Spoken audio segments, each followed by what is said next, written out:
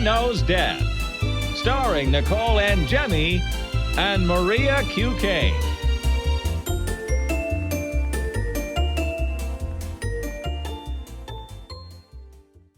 Hi, everyone. Welcome to Mother Knows Death. We have so many stories for you guys this week. Don't forget that all the stories we don't cover on Mother Knows Death are in the gross room, where we discuss some of them on our YouTube live sessions.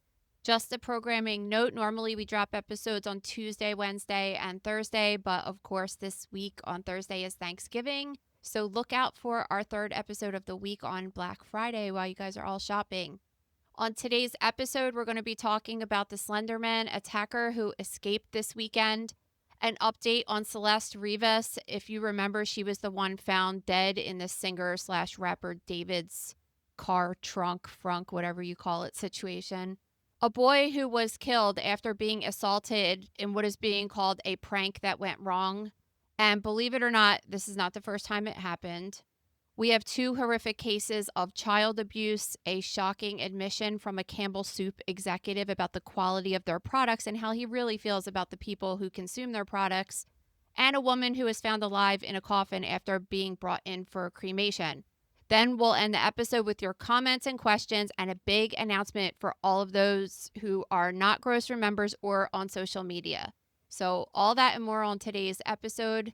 Let's get started with this shocking news of the Slender Man case.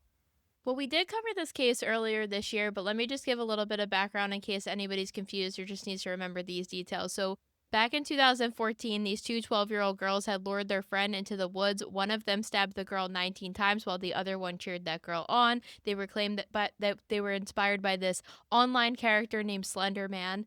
So earlier this year, we had talked about how the stabber was getting out of the psychiatric hospital she had been staying in since this crime occurred. I guess it's important to note that the victim did survive, which is insane, being stabbed 19 times. And of course, during that episode, we discussed how this was a horrible idea.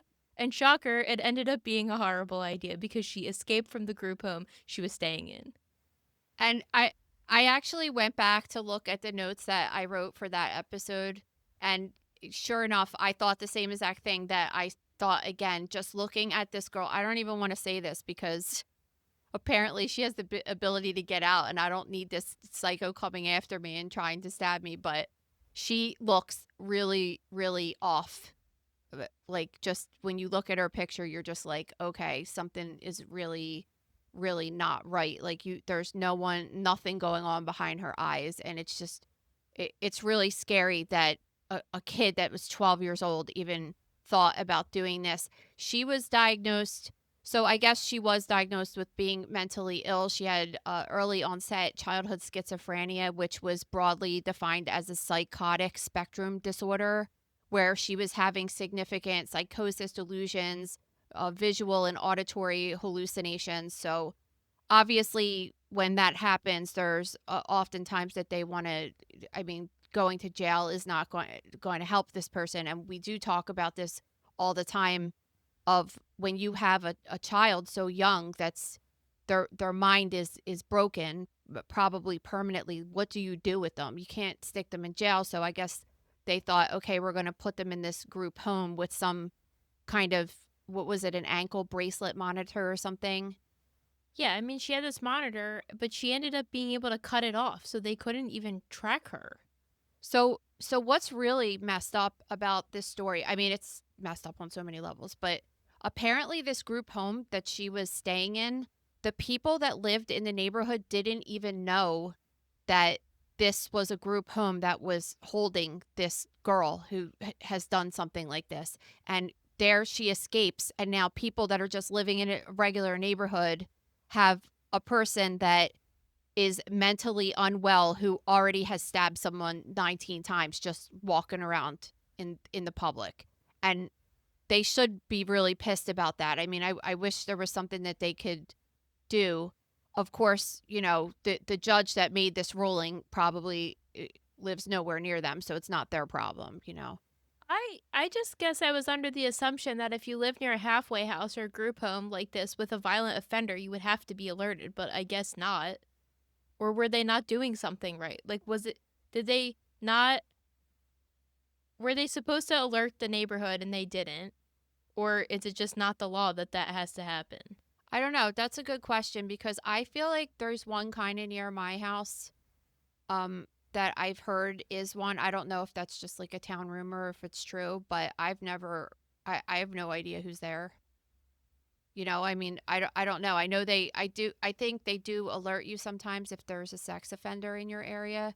But even so, I don't even know if they do, honestly, because when I go, I live in Camden County, New Jersey, and if I go on the website, I could see everyone that's a child sex offender, and there's so many in a certain radius of where I live, Camden, Pensacola, things like that. And you don't like I never get any kind of notice that any of these people are there. I see them in the news sometimes getting arrested and stuff. So I'm not sure legally how they have to let people know who's living near you, which is just I don't think they terrifying need to. on a whole other level, I guess. I don't think the group homes need to give a specific breakdown of their residents, but I'm assuming if they took her in that they also take other violent offenders. So I would So just have to alert the community that this place has these types of people living there potentially. So the only thing between her and the outside world is this ankle bracelet monitor, which obviously people can figure out how to get off. Yeah, which she did easily. So she escaped Saturday night. She was gone for basically a full 24 hours. There was this huge manhunt for her. And she was later found with this 43-year-old person that she had met at church. And that person's not seemingly getting in trouble either. But So you have this situation where is that person like her boyfriend, girlfriend situation, or they're just friends? And I mean, that person's 40 some years old and she's 23. So, I mean, they just said that they met at church and they formed a bond. But then, this is still having me think, like, I don't know if necessarily this person encouraged her to leave, but they certainly helped her with her escape in some capacity, because it's not like they stayed in the area. They traveled within that 24 hours. So I just see her brain as being so susceptible. I mean, the original crime occurred because she claimed she was being told by an online figure to kill this girl, right? And then yes. she's immediately upon release, it's not even been a full year she's been out, already having another situation. She was sentenced to be in that psychiatric hospital for 40 years. So I don't even understand why she was eligible to get out. She wasn't even in there for 10 years. Yeah, and it does make you question too, when you're in a situation like that and you're living in a group home with an ankle monitor, who they allow you to associate on the outside world. Because obviously, like, look what happened here. She's talking to someone who's not, I mean, as far as we're concerned, not involved with the law in any way, and forming a bond, able to talk without monitored conversations. So I would assume that this happens more frequently than we're even hearing about right now, because obviously it's like if you're in jail and you're able to talk to people, to the outside world, hey, try to get me out of here, right? That's like a normal thing. Yeah, and I just wonder at this point if it's like a one strike and you're out type of deal in these group homes, if she's going to be going back to the psychiatric hospital. Because, I mean, this wasn't like she strayed off of a group trip. She snuck out in the middle of the night and cut her ankle bracelet off. She clearly was knowingly doing it. So, it's such a risk to the public. It's just not fair to us. And really, like, if you have a group home with people that are that dangerous, if you open the front door of like a normal house, you could have an alarm on and the door will ring. How is this person getting out? Like, it just seems super sloppy. yeah, I don't know. I mean, I wasn't surprised when this popped up in the headlines. Me Because neither. I was like, oh, really? That wasn't a great idea. Surprise. I don't think at 12 years old you're committing such a heinous crime, and then all of a sudden within 10 years you're like ready to go be reintroduced into society. I just don't think that's possible. Yeah. I don't know what the solution is for these people that are suffering like this, but I don't think she was ready to come out. And I wonder if they're going to do an investigation to see the reports that allowed her to leave that facility, because, like, clearly she was not ready to go. Yeah, I remember us asking that at the time. Like, what was the factors that they decided she could go to a step down unit, because apparently, I mean, obviously she's going to want to get out. You don't want to be having someone watch you all the time and have an ankle bracelet on, and it is possible that now she's treated.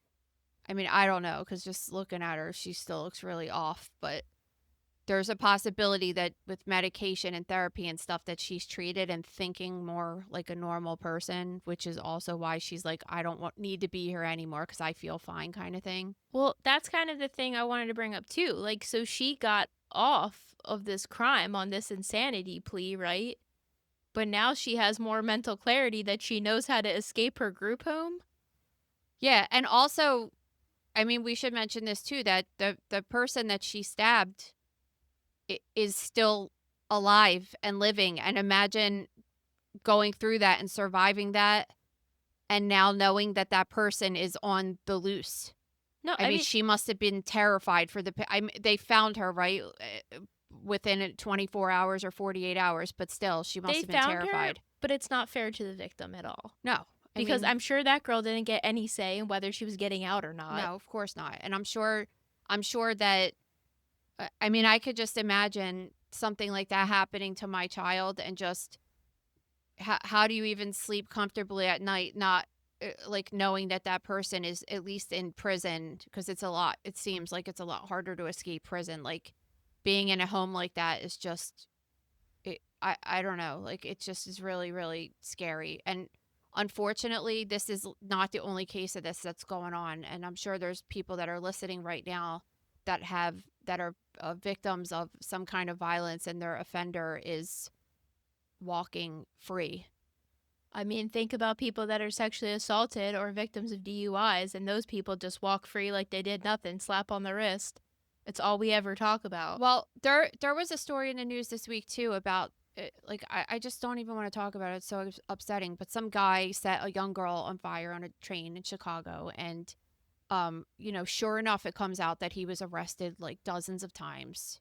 I mean, it just seems to be the way. And the thing is that there's lots of people who do get arrested for, lower crimes, stupid stuff, traffic violations and stuff like that, and they don't go on to like be career criminals or violent, Well, if you're arrested 12 times for like shoplifting or blowing red lights or whatever, unpaid traffic tickets, you're not going to then go set somebody on fire on a subway. Exactly. And that's what makes you think like, well, what were their prior convictions? Because you do hear about this often, that it's a person that has a long-standing history of violent crime, and especially when people just keep getting away with it, even if they go to jail for a year or something, they're kind of getting away with it. Like, they're just going to one up until, I mean, setting someone on fire is the worst thing that you could do to a person. And especially if she survives it, like,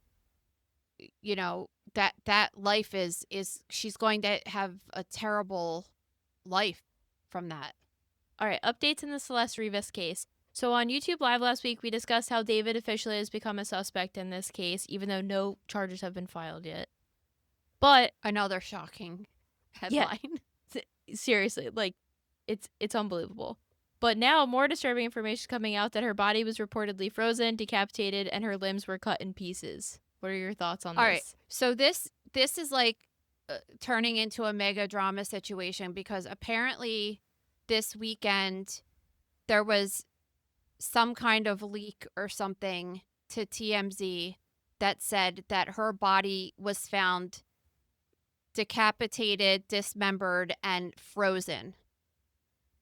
So People magazine interviewed a captain from the LAPD in an exclusive interview from the homicide division that said she was not frozen and she was not decapitated. Quote, even if she had been frozen solid when she was put in the car, which there was no evidence to suggest she was, 5 or more weeks in the trunk of a car in sweltering heat in the middle of summer would not have resulted in a partially frozen body being discovered on September 8th.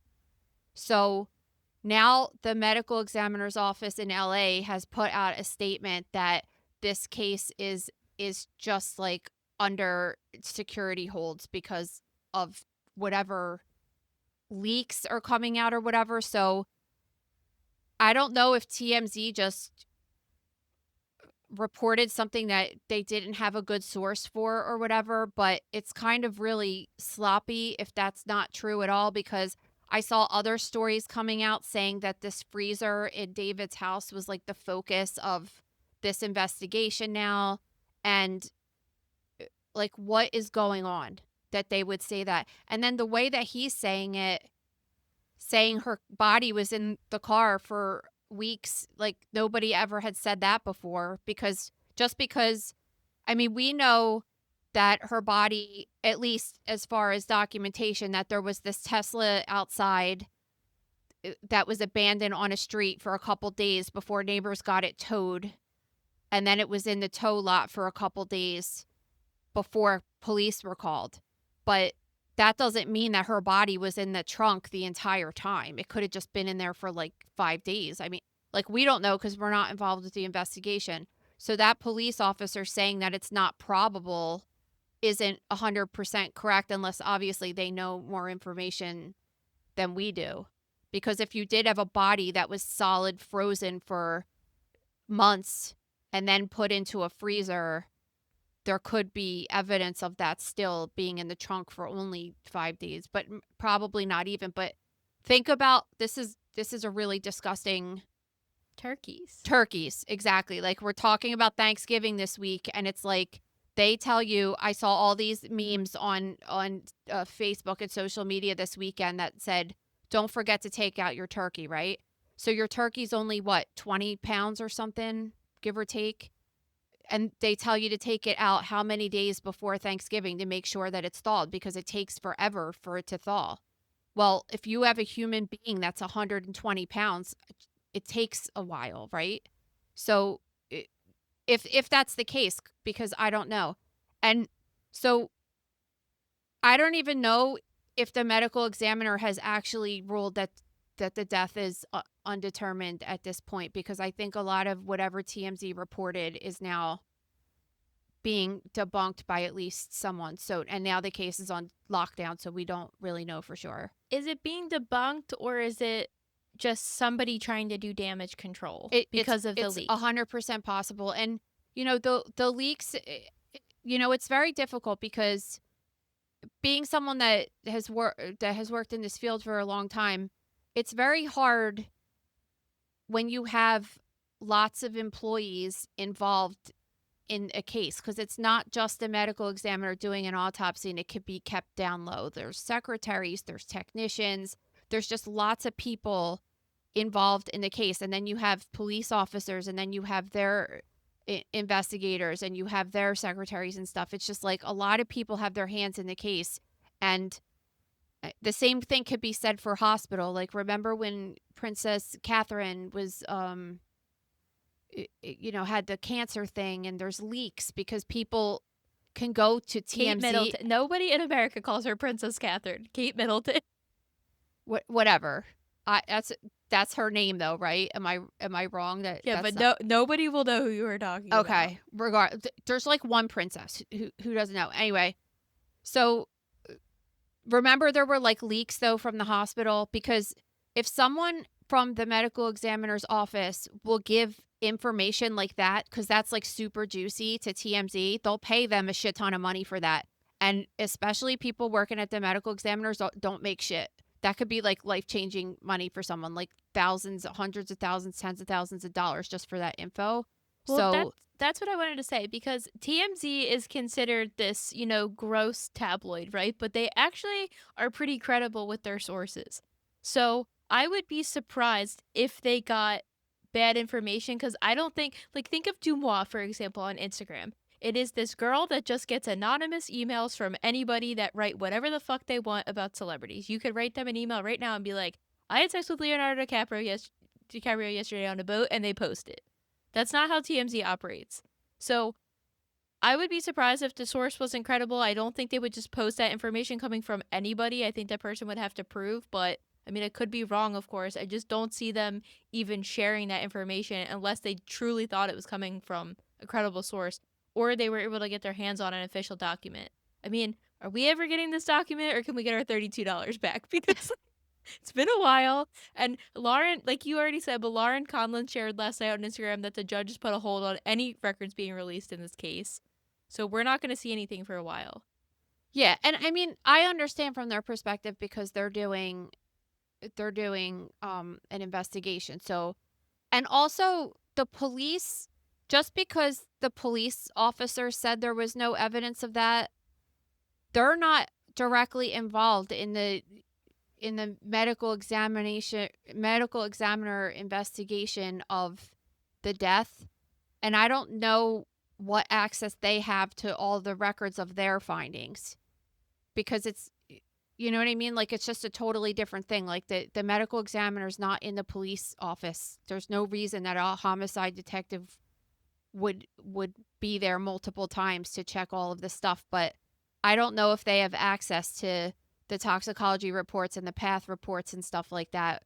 And they more than likely do, because they're doing a death investigation. And like you said, it's just totally possible that he's putting it out there. I just it is interesting to me, and I did write about this in the gross room if you guys are interested, because if she was in fact frozen, that could really mean something as far as what they're able to find and what they're not able to find. I've seen a lot of people who are just reporters online saying that would be a good thing, because if you froze her body, it would like capture her in time, and then they would be able to do testing on stuff on that, and that's just not true.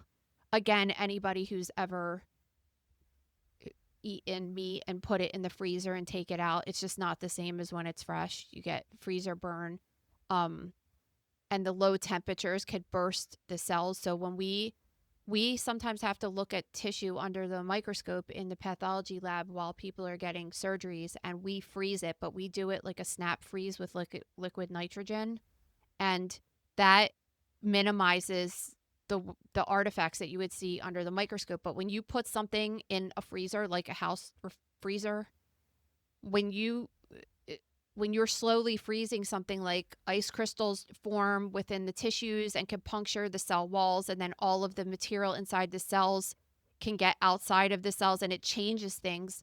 For not only under the microscope, it can look very blurry and chattered, and you just can't really see the pathology that's going on, but also with toxicology, it could affect some of the results that you're trying to check for.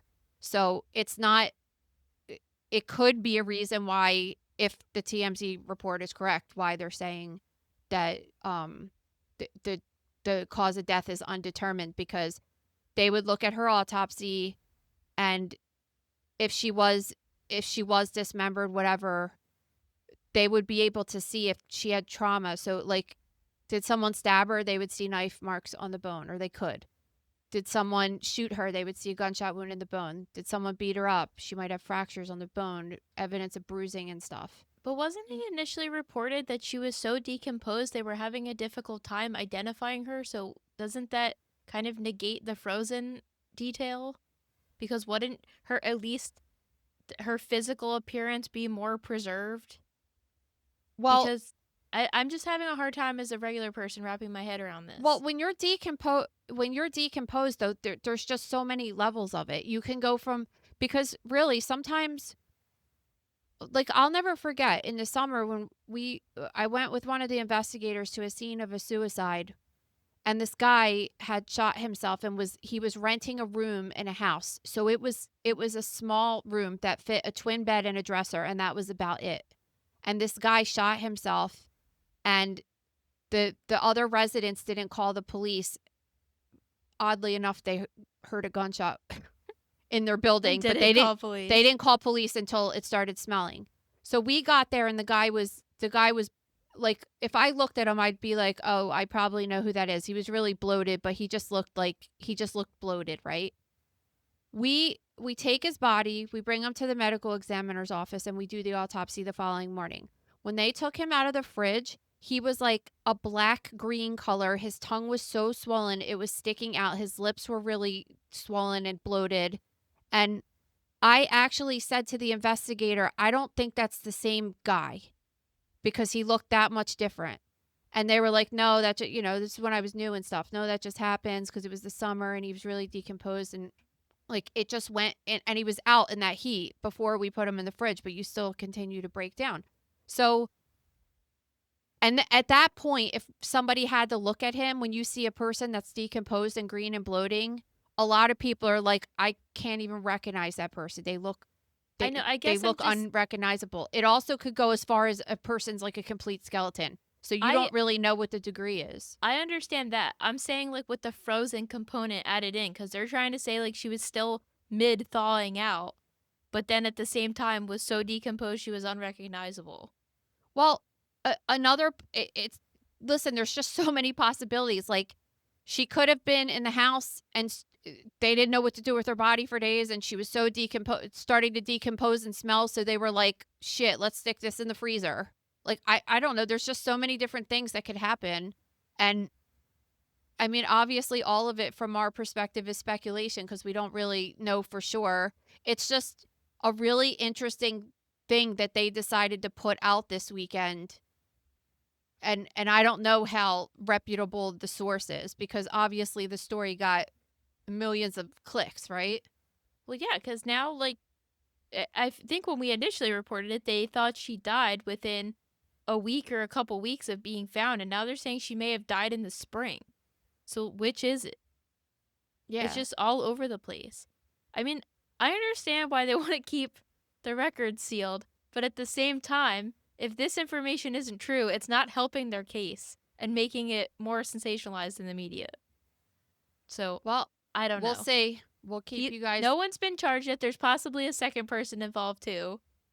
I don't even think that that was another thing that I released. thought was weird because they said, oh, her body was dismembered. And remember, we've been talking about that back and forth because if she was severely decomposed, that could have just been a normal, like a natural dismemberment just because the soft tissue that holds the bones together fell apart. So that almost seemed to be confirmed with this new information.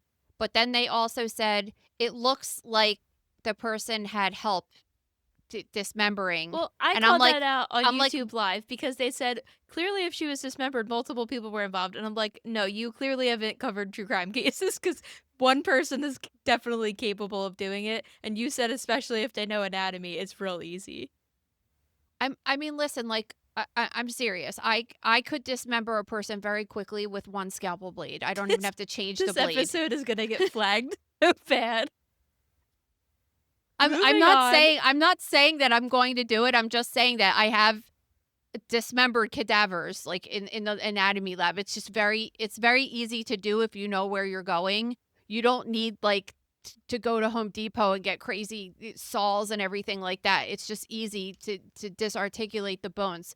But like I don't, and maybe I mean obviously like I don't cover dismemberment cases, so I don't know how you would be able to tell that someone helped. That just seems kind of weird. Unless they saw something at the scene that would indicate, like, in the garage, there was a giant chainsaw and there was 2 sets of footprints around the body covered in blood. Like, that's the only thing I could think. But just actually looking at it, I don't see... I just think it was bad reporting, honestly. It's really terrible. And it's hard for a person like me because I'm like, I don't know what to freaking tell you. It still tells us nothing. If this episode isn't on YouTube, you know why. Let's move on though. All right, a 15-year-old boy has died after his coworkers inserted a high-pressure hose into his rectum as a prank. I don't know who thinks this is funny, but apparently this has happened to other teenage boys in recent years as well. So as soon as I read this, I was like, oh my God, I have a case of this in the gross room actually. And I titled it, Blow It Up Your Ass. And it's the same exact situation. All of the stories, including this one and the other stories they mentioned in this article, all have to do with boys or men doing this to other boys or men. So, and it seems like in their minds, they might think that this is a funny prank, but it's sexual assault and homicide. Is sticking things up people's butts a prank? I just don't think so. I think it's weird, but it's similar. Like, when I'm telling you about this case in the grocery room, let me tell you about it because it's almost the same as that case. It's a 42-year-old guy who's working in as a mechanic, right? And decides it would be funny, or someone there decides it's funny if they pull down the guy's pants, stick a hose in his butt, and then turn on this high pressure air hose that you would use like to put air in tires, or you could use it for certain kind of tools. It's like a high PSI and air guns, anything like that, right? So they put this up inside of the guy's butt, which is it's weird. It's just weird. Like I don't It's see the just a funny weird part thi- of it, No. but it like essentially blows a hole right through their rectum, and their bowel perforates and they end up dying because of it. In the case of the gross room, you have to see the pictures of the autopsy. There's like straight up a hole in the guy's rectum because someone stuck a tube up there and blew air in this guy. It, like killed this guy for absolutely no reason. And in this particular case too, this is a 15-year-old kid that got killed again by his coworkers who thought it was funny to do something like this. So, I just can't people understand how this is people funny. do dumb shit. Like I remember once one of the residents that I was working with so like I was talking about earlier, when we do frozen tissue for during surgeries, we would use the spray to freeze tissue more. And one of the residents, who was just like always practical joker, like came up to me and put the spray like right against my leg and sprayed it. And I just remember looking at him like, what on earth? Why would you think that was a good idea? Like, you could kill the tissue of my skin freezing it like that. Like, why would you think that was funny? Like, it hurt really bad, but it also could have been really bad. So I think sometimes people just think they're doing something funny and they're just not thinking. I mean, to me, it's sexual assault and homicide, but It's 100% I'm not a sexual sure assault. that that's like what they were going for. I just don't. I even understand in your story you just told how that could just be like something really stupid somebody just did really quick, but it's so dangerous.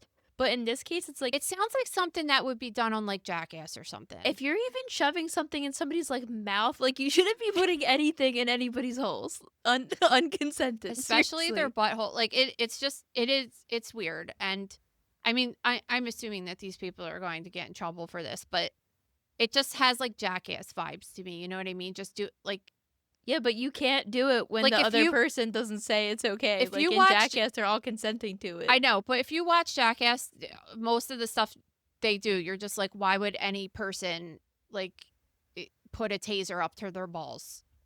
I don't know. Like guys, sometimes certain guys just like do dumb shit. Maybe it's that, or maybe really they are. I don't know, but it sucks because this kid's dead, and this is what happened to the guy in the gross room. Like they blew the air up his butt, and then they were all laughing, ha ha ha, and all of a sudden the guy was like in extreme pain, and they brought him to the hospital, and here his bowel perforated, and he lived for 5 whole days with sepsis, and ended up dying. So It's just unreal. it really is. This episode is brought to you by The Gross Room. So, guys, we were talking earlier in the episode about the Celeste Rivas case and what it would be like to do an autopsy on a person that was frozen, and some of the disadvantages that would help or not help us during the diagnosis part of the autopsy. So, if you want to see what that would look like both microscopically and talk about the different things that happen with the toxicology in those particular cases, check that post out in the gross room.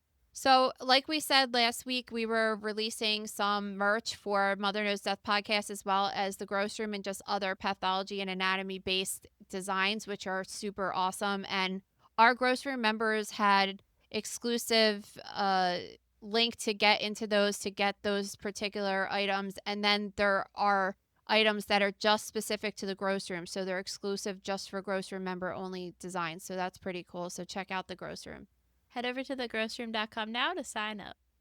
All right, back in 2020, this couple stabbed and decapitated both their 13-year-old daughter and 12-year-old son. And if that's not bad enough, they made their other 2 younger kids look at the bodies. Yeah, and then they locked their bodies in a room for several days and didn't feed the kids either. Like It's just I unbelievable. I don't even really know what to say about this story. I always think it's really weird when there's, when someone abuses a child, that's weird. But then, well, I guess our next story too. It's just like when there's multiple people doing it, it's just a very bizarre thing to me because most people that you talk to would agree that that's just the worst thing ever that you could do to a child. So how do you get two people on board unless they're on like bath salts or something and they're both having some kind of bad trip psychosis thing that like I There's no excuse for this. no, Like that would this, actually make me feel better because if they're just like a couple and they just did that, that scares me even worse because you're just like, what would cause a person to do that? this lady is smirking in the mugshot. She clearly has something terrible going on. I don't know if she's a drug addict or having a mental disorder, but nothing's excusable. I don't know how these other two children are supposed to ever live normal lives after seeing something like that. Yeah, I mean, 8 and 9 years old, they're gonna. I mean, hopefully they could get that erased from their brain, but they very much know what's going on. So, in another horrific case of child abuse, this 14-year-old girl was found weighing only 35 pounds, while the adults responsible for her were all morbidly obese and starving her. Yeah, I mean, that's the striking thing with this particular case when you hear that this girl was only 35 pounds and the investigators and police that first found her, they thought that she was 6 or 7 years old because of how small she was. It's And just so horrific. it's so horrific. And then when you look at every single person's mugshot, they're all super morbid obese. And you're just like, you hear more details of the case, which are even more disturbing. Like the family's trying to say that she was autistic and she didn't want to eat sometimes, but then they revealed text messages between one another saying things about not feeding her. And she went to the hospital. And when you're in the hospital, they give you 3 meals a day. And the nurses that were taking care of her said that her face lit up when she heard she was getting fed 3 times a day. And she took a bite of food and she wanted more food. And then she was telling the nurses that, oh my God, my dad would be so mad at me right now if he saw that I was eating more than 2 bites of food. It was just clearly intentional abuse because also her mom went to jail in 2020, and that's when she started living with the dad full time. And then she had gone to school during COVID for 1 year, and then he said he was homeschooling her, which we see a lot in these child abuse cases where the parents claim they're homeschooling the kids. And then there's other people saying that the dad said he wished he could kill her or leave her in the woods. I mean, she probably would have been better off being left alone in the middle of the woods and not dealing with these assholes.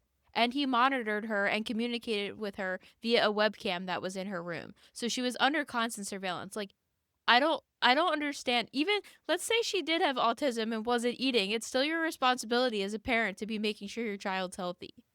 Yeah, and they're going to do an investigation to see if perhaps prior, because I mean she was only a little kid when 9 years old when She COVID moved happened. in. Yeah. When COVID happened, but the investigators should be able to go back to her pediatrician records if someone ever took her to the doctor, because God knows how this kid's been living. They said she hasn't been to the doctor since Like the her whole mom life. went to jail. Well, that's what I'm saying though. If they go back and look from when she was 9 years old, they'll be able to see her growth curve and see that if she was just a very small undernourished kid because of an underlying health condition, or because there are cases where there's problems with children growth and eating because of an underlying health condition, but they'll be able to say, oh, I mean, like in theory when she was 9 years old she should have weighed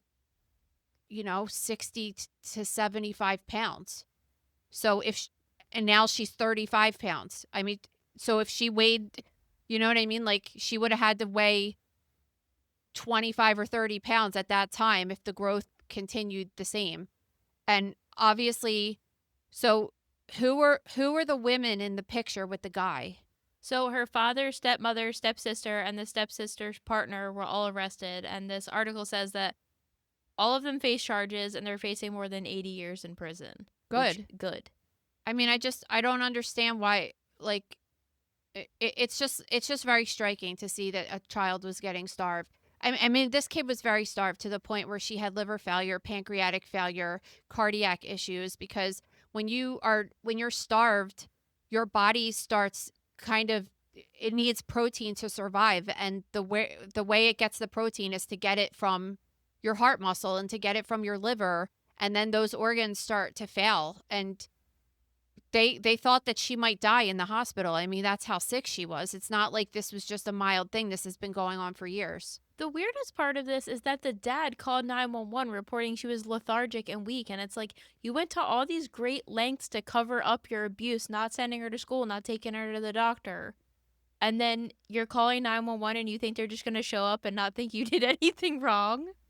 It's funny because unreal. we do see that in a lot of child abuse cases, that people abuse the kid for years and years and then finally bring the kid to the hospital. And I mean, like, anybody that's listening right now that works in the ER will tell you that a kid will come in and you're just like, they do an x-ray and they're like, no, this kid's had multiple broken bones that have never been healed. And like, why now?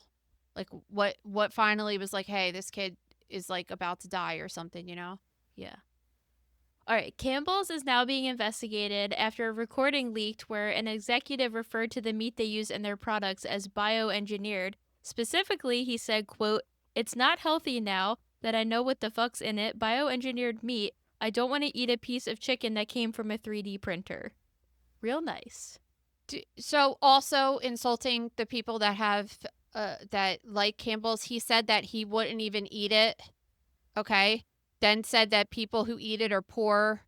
All of this shit, and I'm just like, whoa, this is really bad for them. Which, if any of this is true, it's going to be really, really bad for them as far as the lab processed meat, because I guess I'm considered a really poor person because, like, Lillian's favorite food is Campbell soup, like chicken noodle Campbell soup. I mean, so many children love, I mean, not even just children, so many people love Campbell soup. I love the creamy tomato. It's delicious. I think that it's possible that, I mean, the chicken, well, I was thinking from when I was a kid, I always used to pick the pieces out because I thought they were gross, and there was definitely not lab-grown meat as a kid. But I, as a consumer that gives that to my child a few times a month, I want to know if my kid's eating lab-grown meat or not. I feel like we have a right to know that. Well, yeah, and I guess what's happening now is Florida's attorney general is opening this investigation because lab-grown meat is banned in Florida, and in other parts of the country it is allowed, but it has to be disclosed that that's what's happening on the product, which is disgusting. The concept of lab-grown meat is disgusting.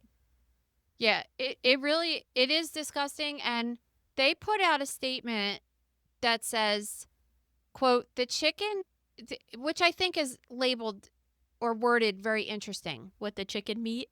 The chicken meat used in our soup comes from long trusted USDA approved US suppliers and meet our high quality standards.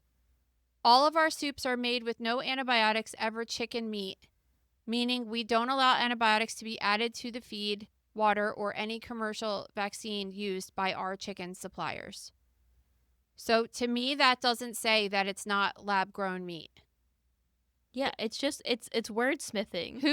Who says, like, if you're talking to Purdue about chicken, are they going to say all of our chicken meat, or are they going to say like our chickens are like, they're not calling them chickens. It's saying chicken meat, it's saying which is chicken weird. meat. So, and it's saying USDA approved and all. Well, it like meat made in the lab is approved, it FDA approved. So is like a bunch of other shit that it has turned out to be really terrible for people. So, which is fine. If you think lab grown meat is fine and you want to eat it, that's fine. You should just be told that that's what you're eating.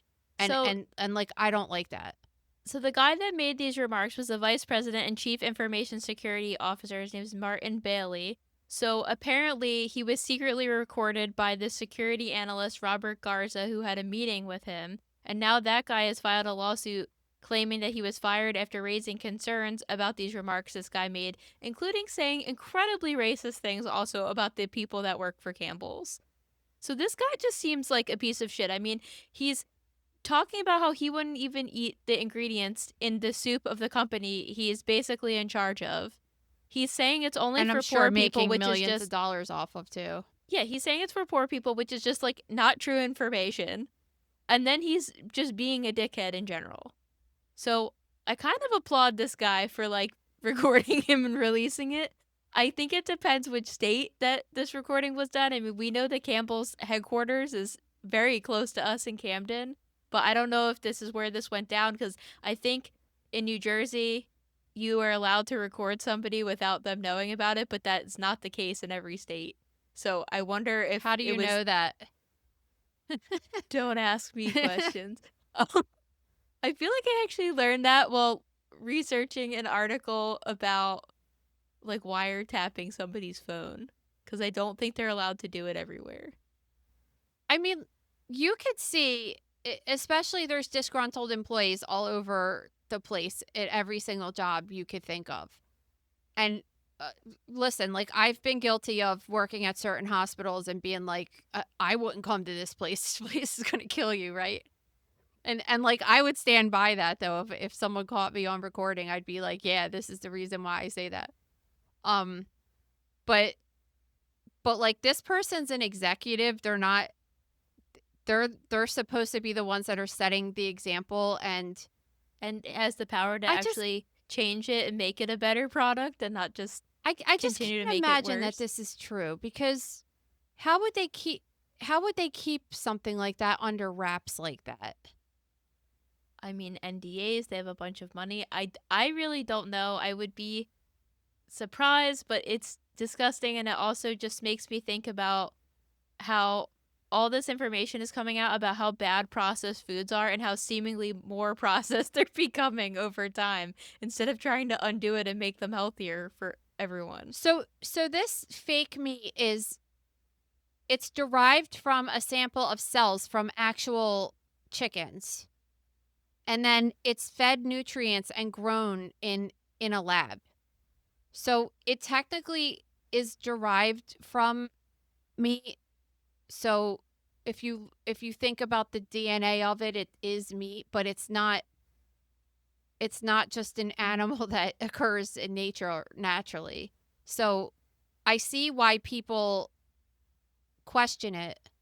And I just and the way that they refer to it as chicken meat, like I guess the people that work at the plant that put the meat into the soup cans, if they just get something that's labeled chicken meat, I guess they might just assume that it's from a chicken. Like, listen, regular meat skews me out. I don't want lab meat.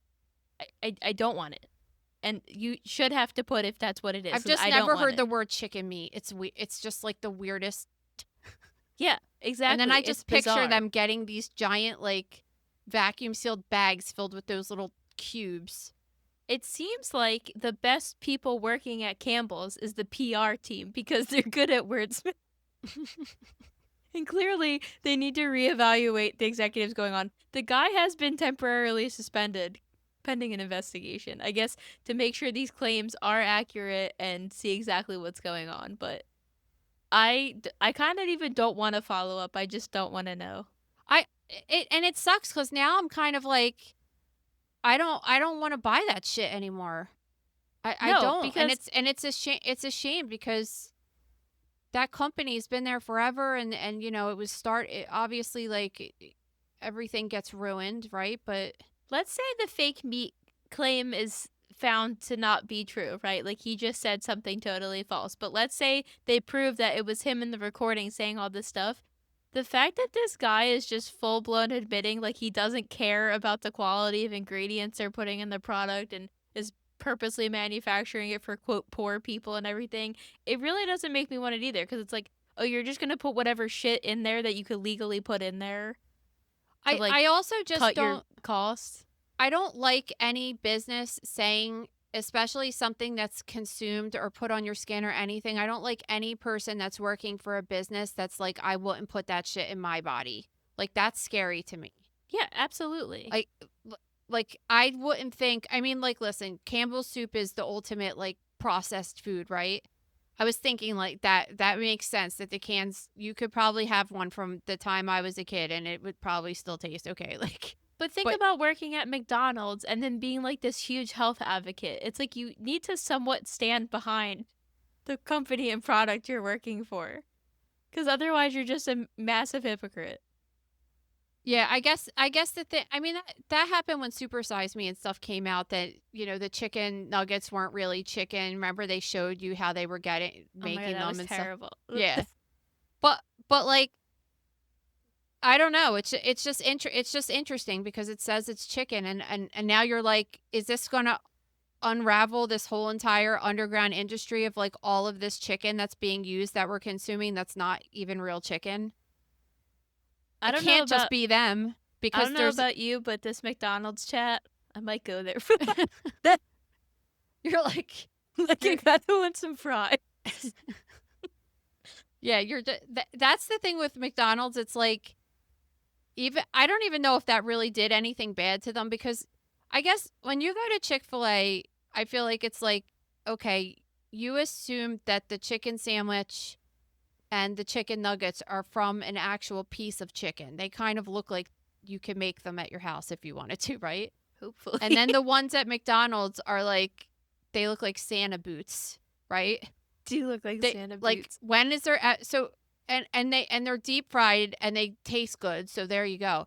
But I don't think that anybody was like, oh, this is like, if you had to pick one over the other as far as healthy, you would say Chick-fil-A. Okay, well, at least that's a grilled piece of chicken, or it's a piece of breaded that's dipped in oil, and like, nobody ever thought that McDonald's nuggets were like healthy in any kind of a way. I mean, No. it just I seems mean, to be like, I their don't fries think taste different, everything tastes different. I don't think Campbell's is healthy at all, but like people should have a right to know the ingredients going into them and if it's real meat versus lab grown Yeah, meat. exactly. All right, staff at a temple in Thailand were shocked when they received a woman in a coffin for cremation, and suddenly they heard a knock from within, and then they started detecting some movement. Okay, so what happened was, this guy, he had a sister and he was taking care of her and she was dying. So finally she became unresponsive, and he decided that he was going to plop her in a coffin and bring her to the nearest hospital that was hundreds of miles away, and show up there because she wanted to be an organ donor and say like, hey, I'm here and here's my dead sister and I want to donate her organs. But the hospital was like, no, you don't have a death certificate. We're not taking her. So then he said, okay, well, I'm going to go get her cremated, and then went to a crematory and they said the same thing. Where's the death certificate? And he said, I don't have one. And as they were having that conversation, they hear a little knock, knock, knock, open the lid, and sure enough, this lady is alive in the coffin. I just don't understand how he's going to all these great lengths to take her to the hospital and take her to this temple to get cremated, and he doesn't even take the steps to try to get a death certificate issued or make sure she's actually dead. He's just like, oh, she's unresponsive, she must be dead, I'm just gonna throw her in a coffin, and that's it.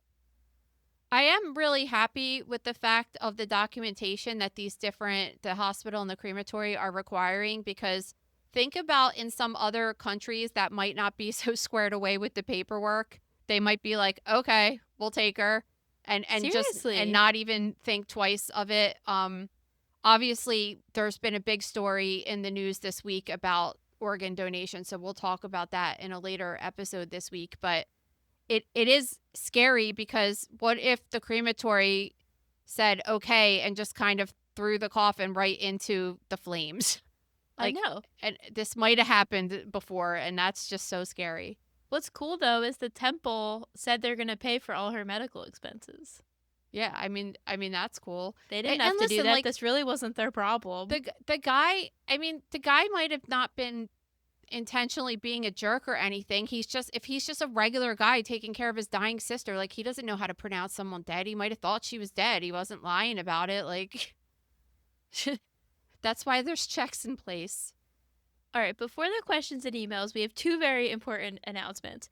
First, our new store is open. So if you are a grocer member, you had 24 exclusive access to shop whatever you want, which was super cool, and I'm so excited to see what everybody's been ordering so far. We worked very, very hard on this store, so thank you everybody that placed orders so far. Also, if you're a grocery member, there's an exclusive members only section, so it is password protected. You can only get in if you're a grocery member, and they are designs you cannot buy otherwise. So that store is all ready to go, and there is a discount code we're going to put in the description of this episode if you guys want to place your orders. Yeah, and if you guys have any ideas too for any merch you would like to see, we tried to cover all aspects of the gross room and the podcast, and we have some of our samples coming this week, and I'm really excited to start rocking them on this show. But yeah, if you guys have any ideas of things, we would love to hear them. The second announcement is that I am with child. So I love saying that phrase. I think it's so funny. So I went through IVF. You know what's funny? There's one that like they say in other countries, like I fell pregnant. Oh yeah, I fell pregnant. Oh man, I should have said that. Would have been funnier. But I went through IVF. So yesterday in the grocery room, I wrote our dissection all about IVF, how it works, and I tried to put parts of my experience throughout it because it is so different for every single person. But I thought you guys would enjoy that. I put some pictures in from my surgery and everything like that. So there are some gross pictures in there, and hopefully a little heartwarming ending that you guys could all read about. But yeah, I am pregnant right now. I'm very excited with it. I am having a boy, and it's been really, really hard not to talk about it when we've talked about pregnancy or IVF related stories because I've been going through the process for about a year, and it was very difficult to keep my mouth shut during all that. So happy I can finally talk about it. I mean, how many people are listeners of this show who aren't on social media and aren't members of the gross room? Like we've said it. Yeah, well, you told the gross room members last week. I told the YouTube live people first on Friday because those are the real ones. So I knew they'd be excited. And Emma said she knew because my skin's been glowing, which, oh my God. It is true that your skin's looked a lot better since then. My skin is the nicest it's ever been, except I have a big eczema patch in my armpit right now. Not that everybody needs to know that. Thanks for that. Thanks. I'm just keeping it real. I mean, this is not all that glamorous. But yeah, so I did that, and then I wanted to write about my experience with IVF because, I mean, my year sucked medically, and it was a lot to go through and process, and it was kind of crazy, and I talked about on the YouTube Live how you were giving me shots in my butt while we were at CrimeCon and in the car at Cheryl's Wildlife CSI, and how funny that was. That was funny because we left when we were at the CSI event with Cheryl. We were walking out, and Maria's like bent over in the front seat, and I'm sticking a needle in her ass, and I'm just like, oh my God, like I hope nobody actually walks out. And it was pitch dark out there. No, at it was the Tobias Wildlife Center. So you gotta do what you gotta do. It's not my choice to have to do all those shots. I mean, it was real fun too because, you know, when we were at CrimeCon, we were in Denver. That was a 2-hour difference, and Maria's on some schedule, so it was like, oh, we have to get up at 4 a.m. and do these shots. Oh my God, that was really hard. I mean, listen, I guess I don't want to say definitely give you the shots better than Ricky though. Oh my God, Ricky he did a really good job. I think after I was just done saying that because she has to. No, I think after I was done on my shots, I calculated I had to do like 88 of those intramuscular shots or almost 100 of those. It was insane. But you put it in really fast like a dart, so like you don't really feel it. He's not used to doing it, so he's putting it in so slow, and I'm like, dude, this hurts so much. Just stab me with it. I don't want to say my needle phobia is 100% resolved, but that definitely was good exposure therapy for me this year because I had to do a lot. I mean, I've been telling you your whole life that once you got pregnant, you would get over your needle thing because you have to get stuck so many times for different things, and then you had to do so much extra than any person in the world typically has to. Well, not only do you have to do, you have to do 1,000,000 shots for the egg retrieval, and then for the egg retrieval, you have to get your blood taken basically every single day for 2 weeks, which is terrible. And then when you go into the transfer, it's like you have to do a whole different set of shots, and then you have to get your blood taken all the time, and then you have to get more blood taken when you're pregnant. So I guess it was good at warming me up to it because it was... At the beginning of this year, I couldn't even go in the room at the fertility clinic and have my blood taken by myself, and now I can. So. Oh my God, you have to tell them what Cheryl said. Oh, wait, I should just read it verbatim. I It's had so a good. whole funny conversation with her last night. Hold on. So, wait. First, this quote, she said, "You know, us Southerners and Italians are very similar. Big families, always food will cut a mother." But then she said, so I am unfortunately due the day of CrimeCon, so we will not be going next year, or at least I will not be going. Um, and she said, I should have a baby shower there, which I was like, I can't do because I can't even go. And then she said, no, I should just go, and our session should be me giving birth live on stage and you narrate. This lady is out of her mind. That would be amazing. I'd love to do that. That would have been fun. Oh my god, She is she's out of her mind. hilarious. Yeah. Yeah, but we're excited. How do you feel about being a grandma? I'm excited because, like, I could give the kid back. That's, like, the biggest thing that, I love babies and stuff, but just having 2 back-to-back like that for me was enough to say that I was done because it's just too much. But if I only have to play with a kid for a little while and give it back, then I'm super excited about that. That's how I felt with the girls. I was like, this is awesome. I get to be like their cool big older sister, even though they think I'm a boomer. Hand them back.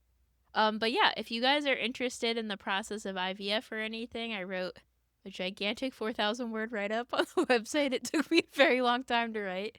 So you can head over there and read that. And I'm excited. And now I could openly talk about it because it's been very hard I know. as a blabbermouth to keep my mouth That's shut. that's what Kara texted me today and was like, God, that must have been really hard for you to keep your mouth shut. And I'm like, it was, but at the same time, like, I feel like it was Maria's news to tell. So I mean, I told a couple of my friends that Maria wouldn't see.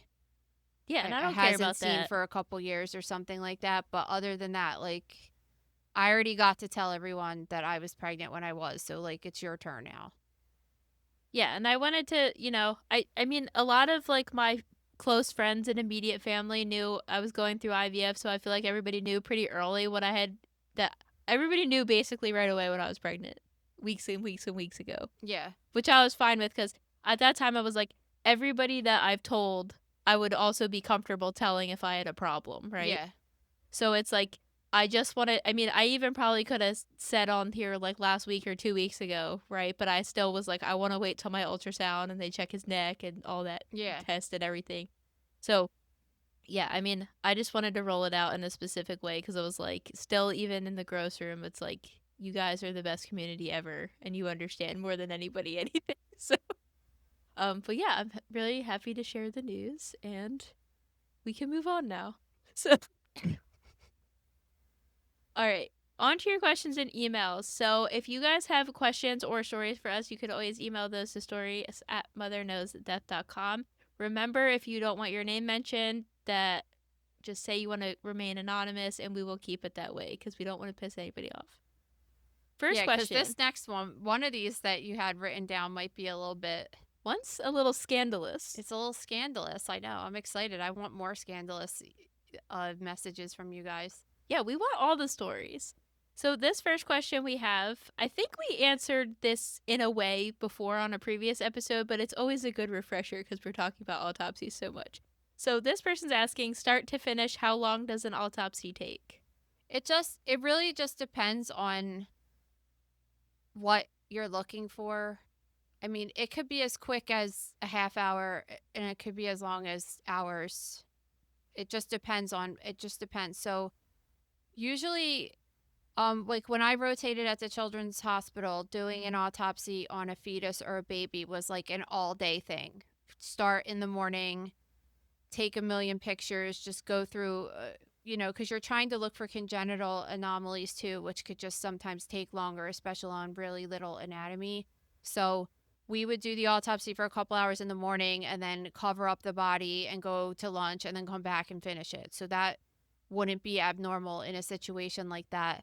And for adults, it just depends. If they're doing it at the medical examiner's office, they're going to be a little bit quicker because they're really just trying to determine the manner of cause of death, whereas sometimes in the hospital, like in a teaching setting, we might take some more time because we're also trying to teach medical students and pathology residents at the same time, so we're a little bit more thorough and we examine organs that you might not normally look at in a regular autopsy. Like let's say, for example, in a medical examiner's office, if there was a person who maybe got shot in the chest, and they opened them up and they could see that that was clearly their cause of death, they probably wouldn't take out the man's testicles and examine them. Like, it's just not necessary. It has nothing to do with why the person died. But like in the hospital setting, especially a teaching hospital, we take out everything and look at it most of the time just for